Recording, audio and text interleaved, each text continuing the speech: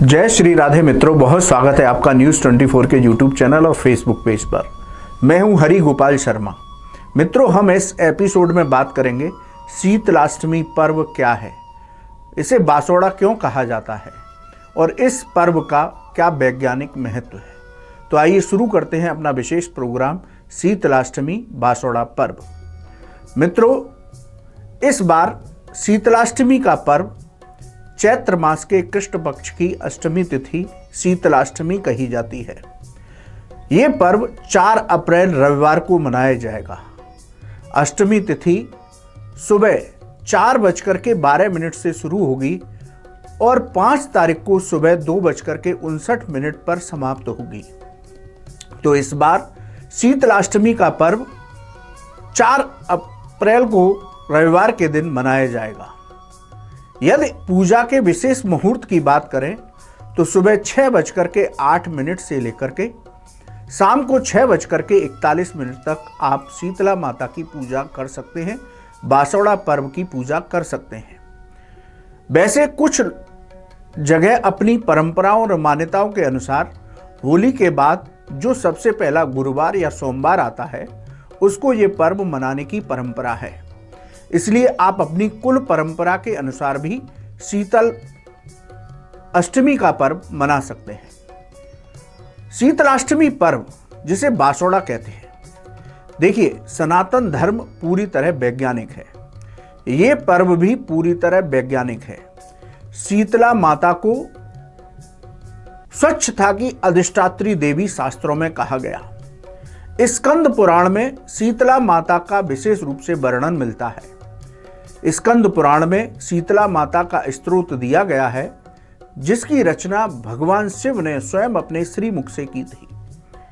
देखिए, हमारे शास्त्रों के मुताबिक आश्विन मास की पूर्णिमा, जिसे शरद पूर्णिमा कहते हैं, उस पूर्णिमा से आप बासी भोजन कर सकते हैं।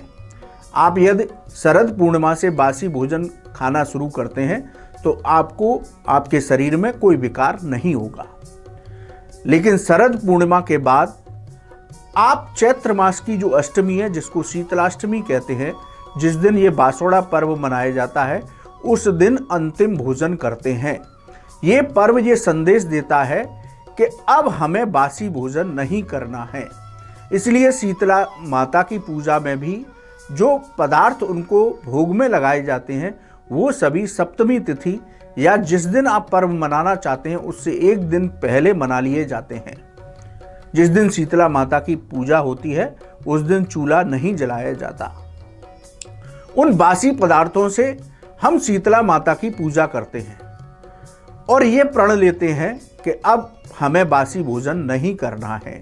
ये अंतिम बासी भोजन हम शीतला माता के प्रसाद के रूप में ग्रहण कर रहे हैं।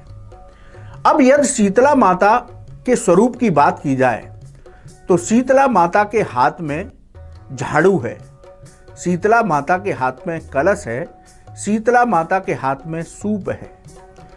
ये हमें ये संदेश देती हैं कि अब हमें अपने चारों तरफ सफाई रखनी है, क्योंकि गर्मी में संक्रमण ज़्यादा होता है, शरीर की रोग प्रतिरोधक क्षमता भी घट जाती है, इसलिए हमें रोग लगने की अति संभावना होती है। शीतला माता स्वच्छता की अधिष्ठात्री देवी हैं। ये पर्व हमें ये संदेश देता है कि हमें अपने चारों तरफ सफाई रखनी है। शीतला माता के हाथ में जो कलश है वो कलश हमें आरोग्यता का सूचक देता है कि आरोग्यता को आपको बढ़ाना है। इसके अंदर जो शीतल जल है उसी तरह अपने जीवन को शीतल रखना है, अपने शरीर को शीतल रखना है। जो सूप है वो हवा का कार्य करता है और जो नीम के पत्ते हैं वो नीम बहुत गुणकारी है। यदि रोगों की बात की जाए, आयुर्वेद की बात की जाए तो नीम की छाल, नीम की पत्तियां अनेक रोगों में काम आती हैं। तो शीतला माता के गले में जो श्रृंगार के रूप में हम डालते हैं वो नीम की पत्तियों का बना हार डालते हैं। बहुत बड़ा एंटीबायोटिक है नीम का पत्ता। और यदि आयुर्वेद शास्त्र जो कहता है वो शीतला का मतलब है चेचक।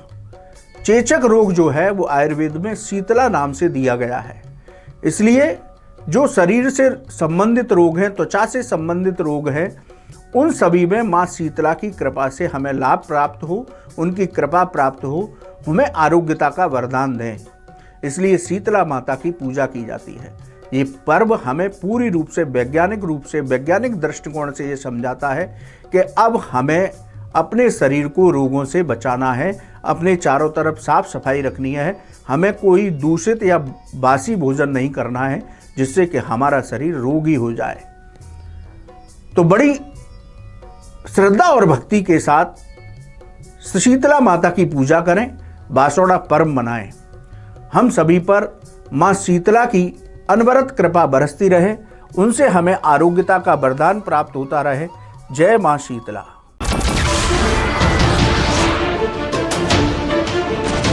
नमस्कार, मैं हूं मानक गुप्ता। अगर आपको हमारा ये वीडियो पसंद आया हो तो इसे लाइक और शेयर जरूर करें, और हां, हमें सब्सक्राइब और फॉलो करना ना भूलें ताकि आप देश और दुनिया की कोई खबर मिस ना करें। तो जुड़े रहिए हमारे साथ और देखते रहिए न्यूज़ 24।